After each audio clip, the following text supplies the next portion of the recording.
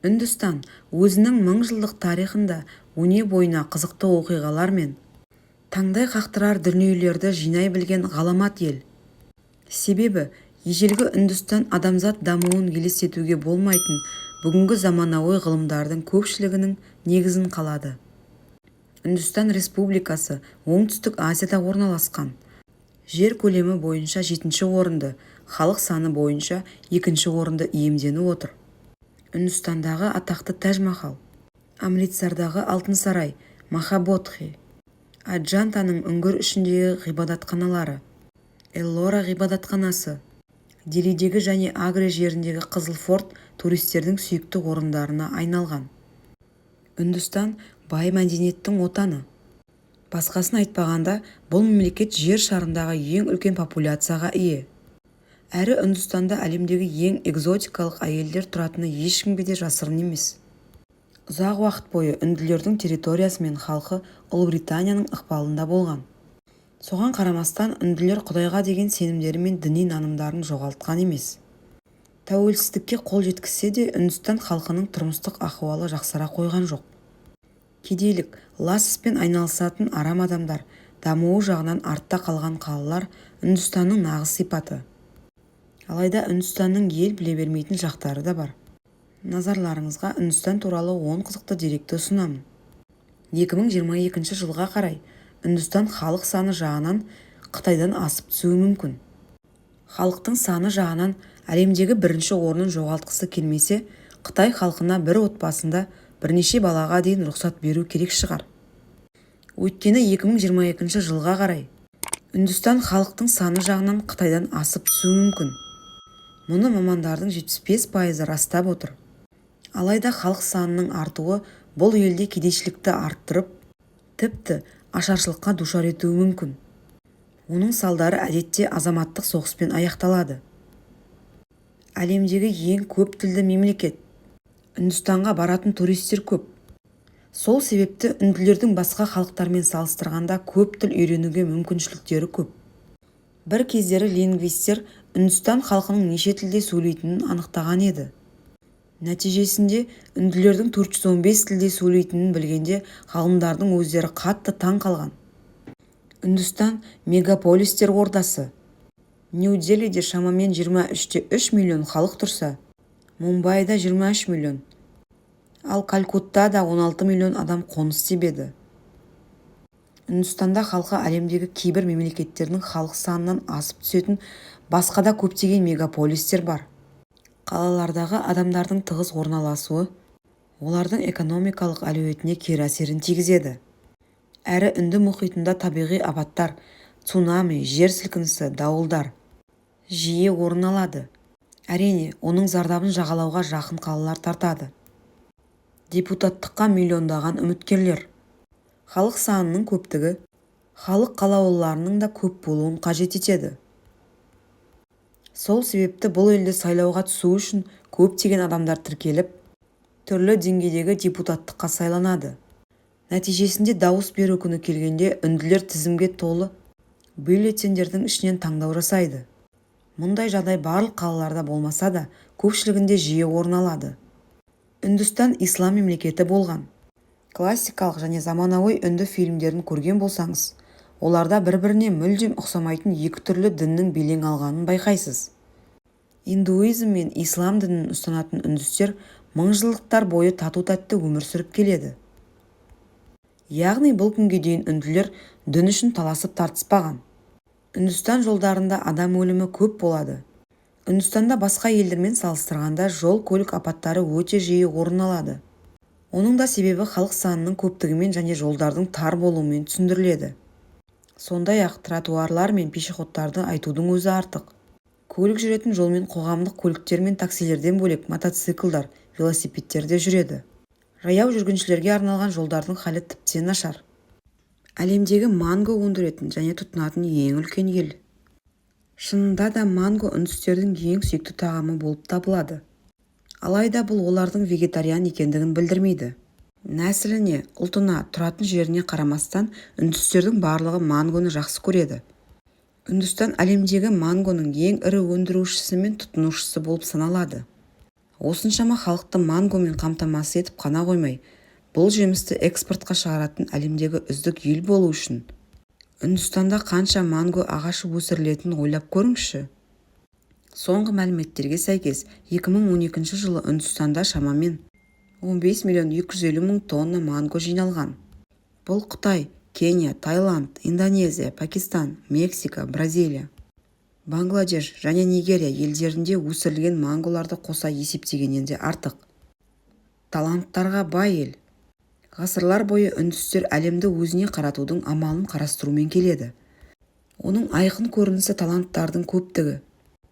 Оған дәлел ретінде Гиннес рекордтар кітабындағы көптеген үндістердің жетістіктерін атауға болады. Оның келесі бір себебі үндістердің ештеңеден қорықпайтындығында. Мәселен, американдық баланың кобраның көзіне тік қарап, немесе онымен ойнағанын елестете аласыз ба? Әрине жоқ. Алайда үндістер үшін бұл үйреншікті жағдай. Үндістандағы алғашқы зымыран ғарышқа велосипедпен жеткізілген. Үндістан туралы тағы бір қызықты дәйек. Ең алғашқы үнді зымыраны ғарыш айлағына велосипедпен жеткізілген. Иә, елестету қиын. Алайда бұл шындық. Көлікпен адам жүріп, иттер жүгірген жолмен велосипед зымыранды алып өтіп, ғарыш айлағына жеткізіп ұшырған. Одан бері талай жылдар өтті. Ал бұл мерзімде Үндістан ғарышқа 350 ракета ұшырды. Гангта түрлі акулалар мекендейді. Үндістанда кобраны көру ең қорқынышты дүние емес. Қасиетті өзенде гандық акуланы кездестіруге болады. Оларды жиі көре бермейсіз. Гангтық акула әлемдегі ең үлкен акулаға жатпағанымен, ол адам өміріне қауіп төндіреді. Сондай-ақ Үндістанда жыртқыштың өгіз акула деген түрі бар. Ол гандық акуладан да қауіпті болып саналады. Полиция қызметі жыл сайын бұл жыртқыштың адам өміріне жасаған мыңдаған қастандықтарын тіркейді. Енді сіздердің назарларыңызға Үндістан туралы 8 жан түршігерлік деректер туралы айтамын. Үндістандағы жол қозғалысы азап. Мұнда жол ережелері мүлдем жоқ. Үндістан жолдарындағы аласапыранды көріп, кез келген елдегі жол қозғалысына бейімделіп кететін кәнігі жүргізушілердің өзі қорықпай қоймайды.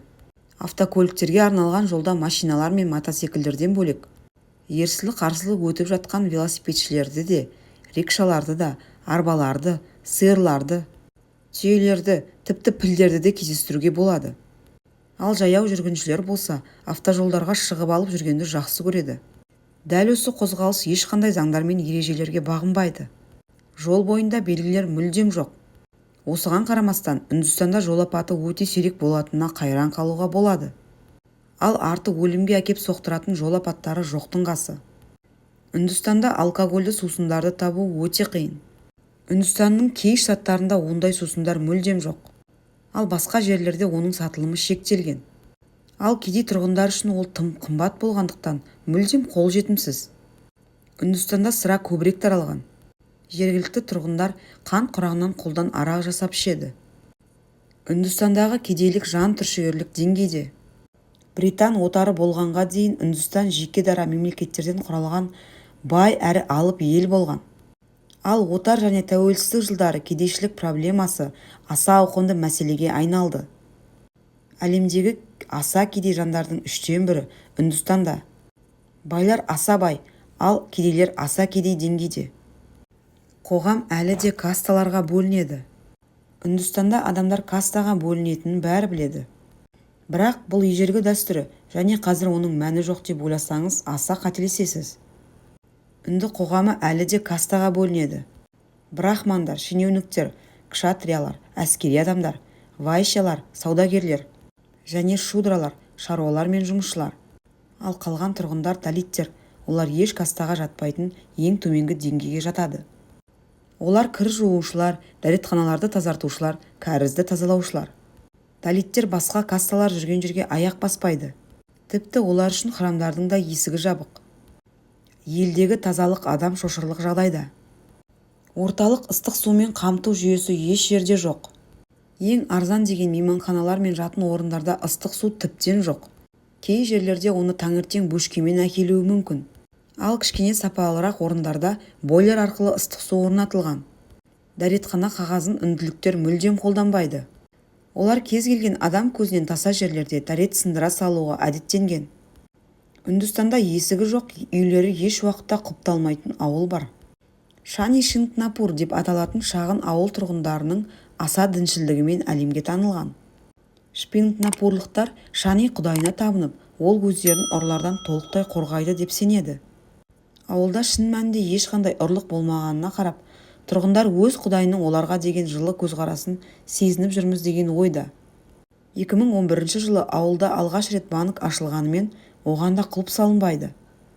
Үндістан көптеген жылдар бойы рекордты мөлшердегі астық жинаса да, тұрғындары аш жүреді. Мына парадоксты қараңыз. Соңғы жылдары Үндістанның солтүстігінде астықтың рекордты мөлшері жиналса да, ол қоймада тұрып шіріп, адамдар тамақты дұрыс жемегендіктен өліп жатады. Бұл артық айтқандық емес. Адамдар аштықтан емес, тамақты тиісті мөлшерде жемегендіктен өледі. Күн сайын Үндістанда 3000 бала тамақты тиіс мөлшерде жемегендіктен қайтыс болады. Ал бұл арада миллиондаған тонна бидай қоймаларда шіріп, ит пен құсқа жем болады. Бұл елдегі жемқорлықтың нәтижесі. Үндістандағы жемқорлық барлық проблемалардың бастауы. Үндістандағы 270 миллион тұрғын кедей өмір сүреді. 300-ге жуық тұрғын электр тоғымен қамтамасыз етілмеген. Тағы 100 миллион тұрғынның таза су ішуге мүмкіндігі жоқ.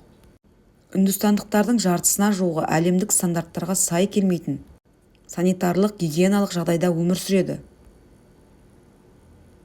Ал 2014 жылғы сайлау бойынша Үндістан төменгі парламентінің 30% сотталғандар.